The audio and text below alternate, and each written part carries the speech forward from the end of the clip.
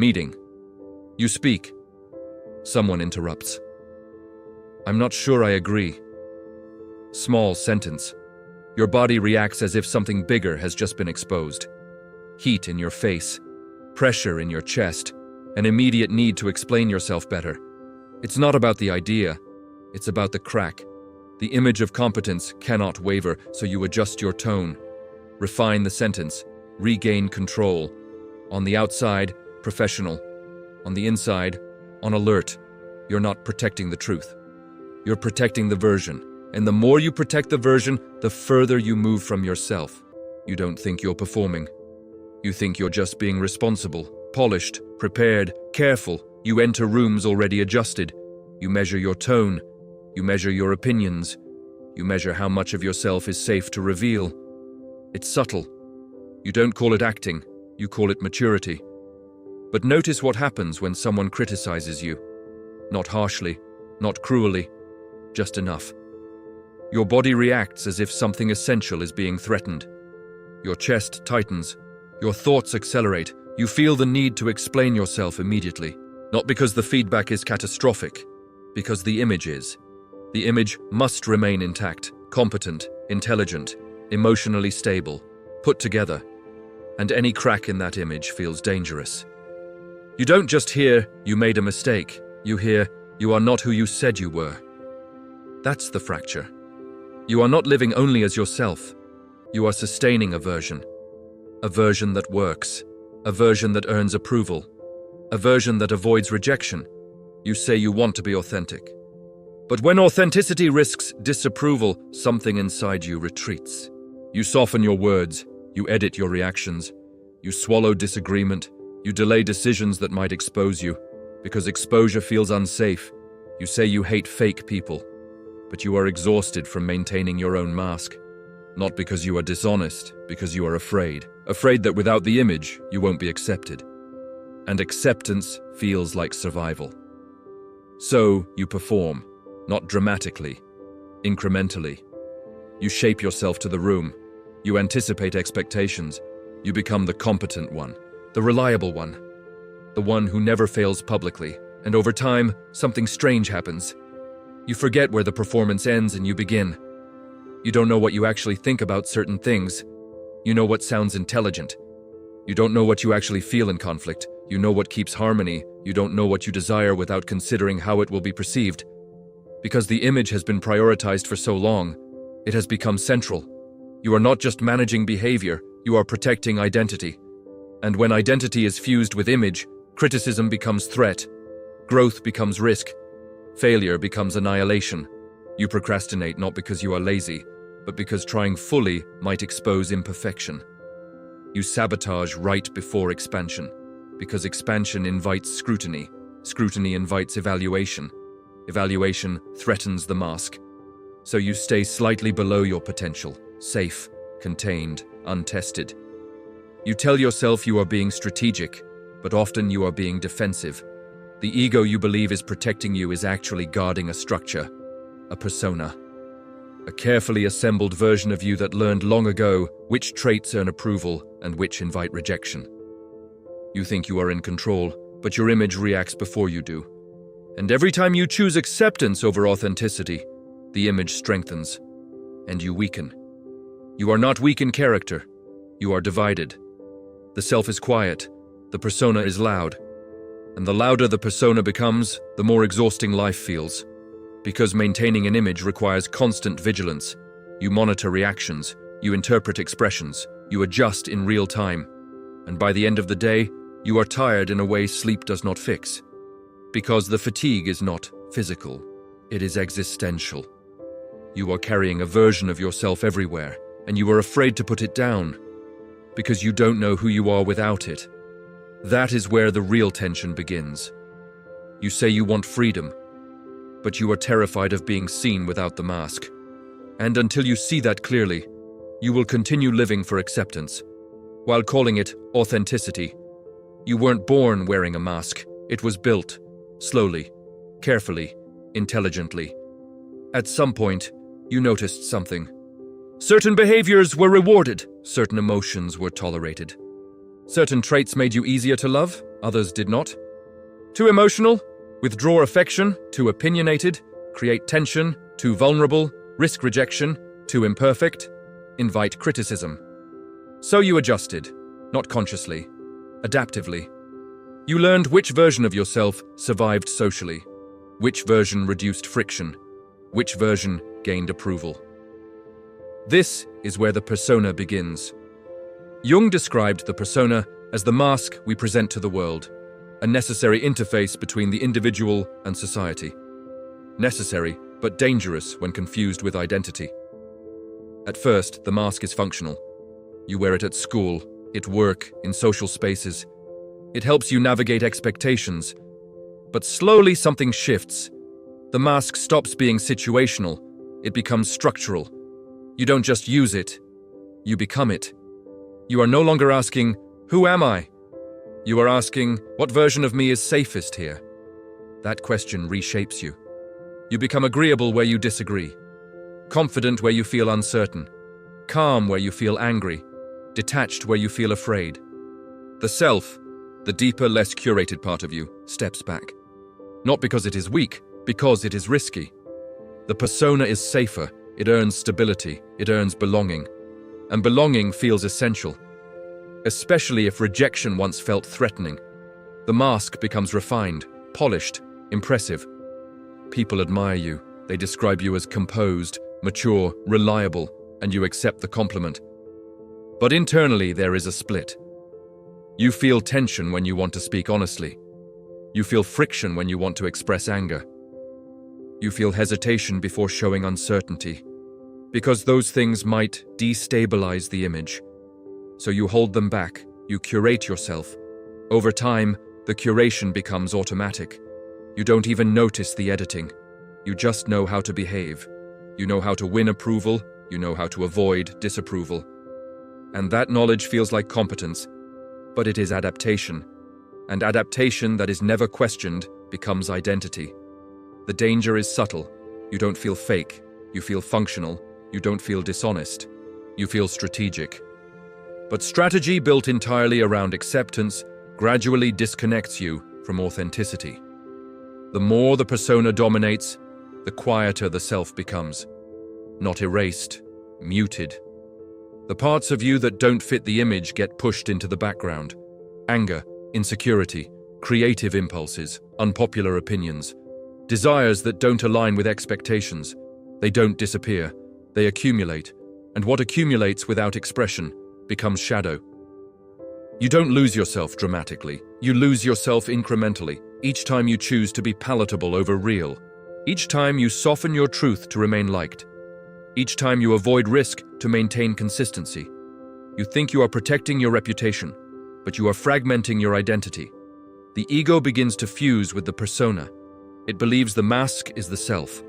So when the mask is threatened, the ego reacts as if you are threatened. That is why small criticism feels enormous. That is why failure feels catastrophic. That is why imperfection feels intolerable. Because it does not just challenge performance, it challenges existence. If you are the image, and the image cracks, what remains? That question is destabilizing, so you work harder to maintain it. You refine your skills, you control variables, you avoid situations that might expose weakness. You aim for perfection, not because you love excellence, but because you fear exposure. Exposure without the mask feels naked, and naked feels unsafe. So you keep performing, not dramatically, persistently, until one day you notice something strange. You don't know what you actually want. You know what looks good. You don't know what you actually believe. You know what sounds intelligent. You don't know what you genuinely feel in conflict. You know what preserves approval. The mask has become efficient, and the self has become quiet. That quietness is not peace. It is suppression. And suppression always demands energy. That energy is the exhaustion you carry, not from work, not from responsibility, from maintenance, maintaining coherence, maintaining image, maintaining acceptance. You think the world is demanding this of you, but often you are demanding it of yourself. Because the moment you consider letting the mask slip, anxiety rises. Who will you be without it? And more importantly, will you still be accepted? That fear is the foundation of the persona's power. And until you confront it, the mask will continue leading while you call it you. Something shifts when the mask stops being optional. At first, you use it to navigate. Now you use it to survive. The ego begins to organize itself around the persona, not around the self, around the image. You don't just want to be competent, you need to be seen as competent. You don't just want to grow, you need to grow without failing publicly. You don't just want to express an idea, you need the idea to be well received. Because reception validates existence, and rejection destabilizes identity. This is where the ego becomes defensive, not inflated in arrogance, inflated in protection. You react strongly to criticism, not because you can't handle feedback, because feedback threatens coherence. If someone points out a flaw, it doesn't feel like information, it feels like exposure. Exposure of what? Of the gap between who you are and who you present. That gap must remain hidden, so you argue, or withdraw, or overperform. You double down on proving yourself. You try to restore the image quickly, because the longer it stays cracked, the more vulnerable you feel. This is not vanity, it is structural fear. The ego believes it is protecting you, but it is protecting a construction, a version assembled to prevent rejection. And here is the quiet sabotage. When an opportunity appears that might stretch you, you hesitate. Not because you lack ambition, because expansion increases visibility. Visibility increases evaluation. Evaluation threatens the persona, so you delay. You prepare excessively. You tell yourself you need more time, more skills, more certainty. You call it strategy. But often it is avoidance. If you stay slightly below full exposure, you remain safe. You remain admirable. You remain intact. The persona prefers stability over authenticity. It prefers consistency over risk, because risk introduces unpredictability, and unpredictability might reveal something unpolished. You say you want success, but not the kind that exposes your imperfections. You say you want growth, but not the kind that risks visible failure. So you operate within a controlled zone, where you can perform well, where you can maintain reputation, where you can preserve identity. This is why procrastination appears at the edge of growth. Not because you are lazy, because the ego calculates threat. If I try and fail, the image suffers. If the image suffers, acceptance weakens. If acceptance weakens, survival feels at risk. The logic is exaggerated, but the nervous system reacts as if it is real. You are not avoiding work. You are avoiding exposure. You are not afraid of the task. You are afraid of being seen struggling. The persona thrives on competence. The self grows through vulnerability.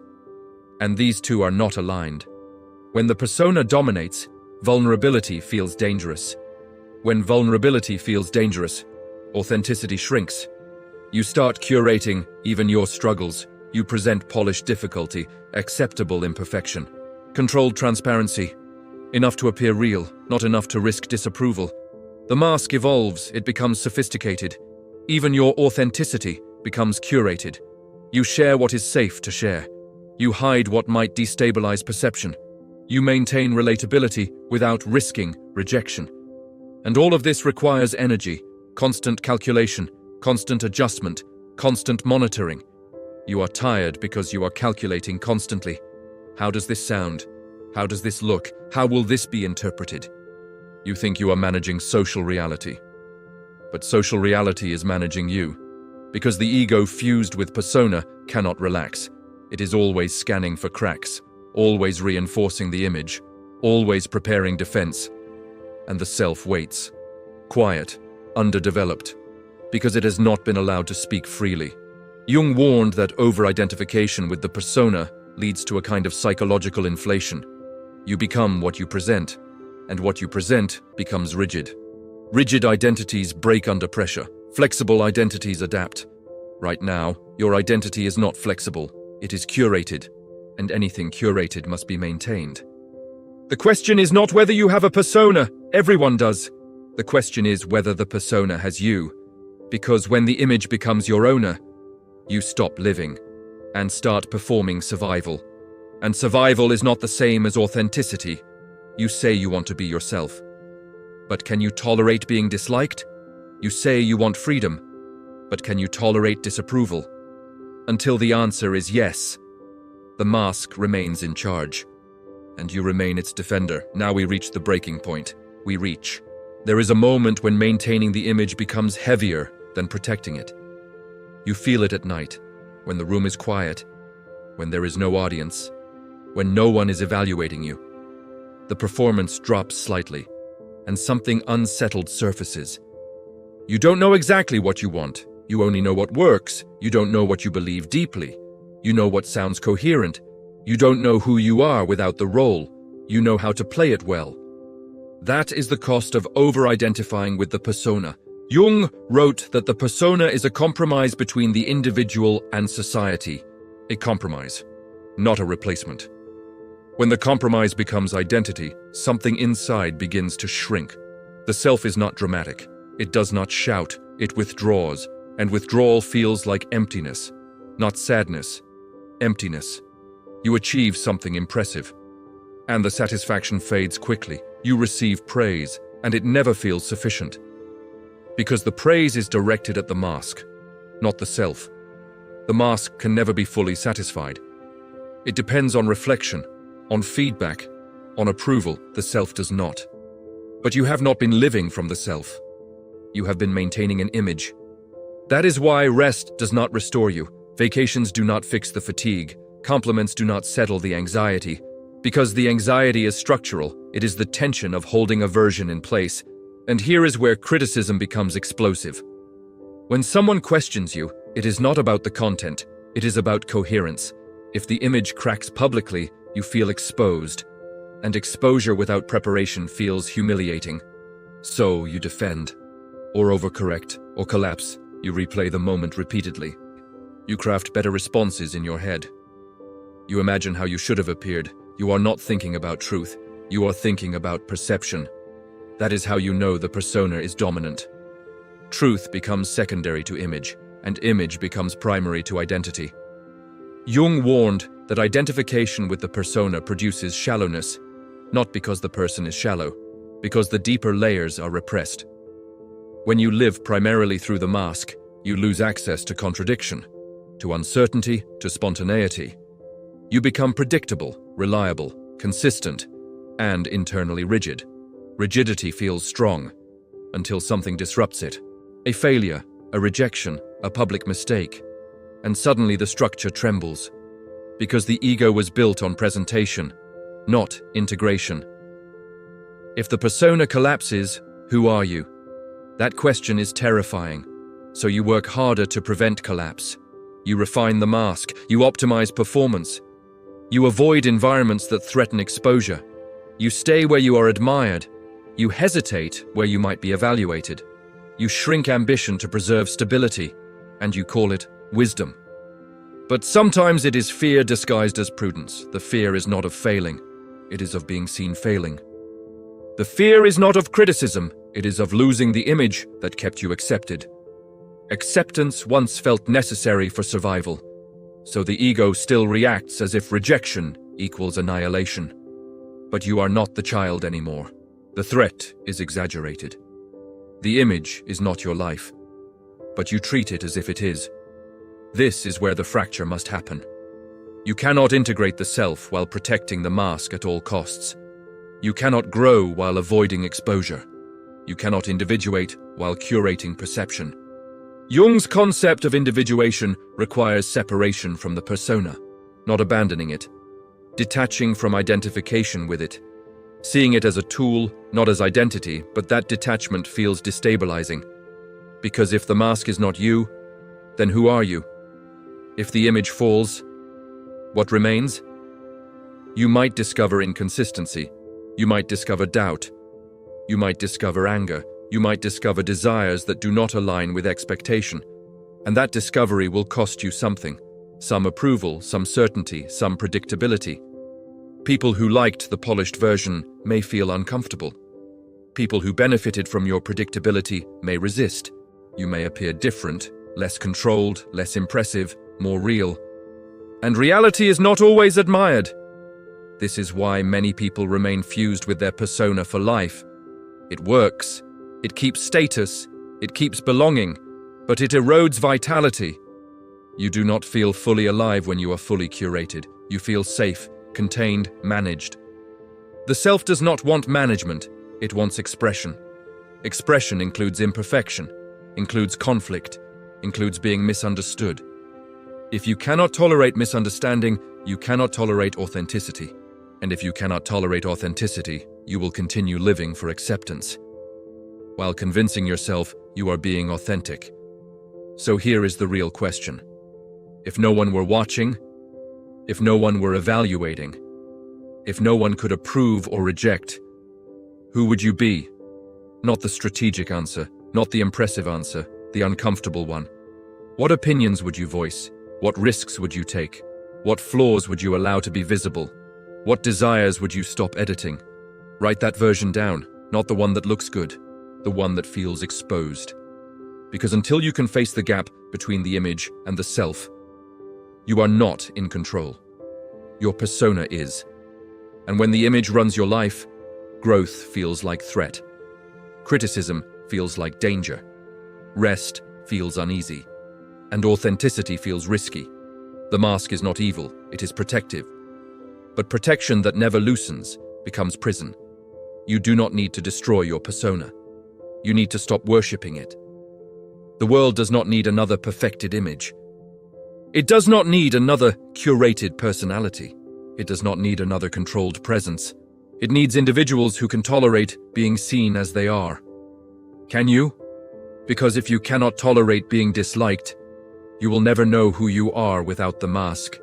And if you never know who you are, then the image remains your owner, not your tool, and the life you call yours is being lived for applause, not for truth. So answer honestly. If acceptance were removed from the equation, would you still be living the same way? Or would everything change?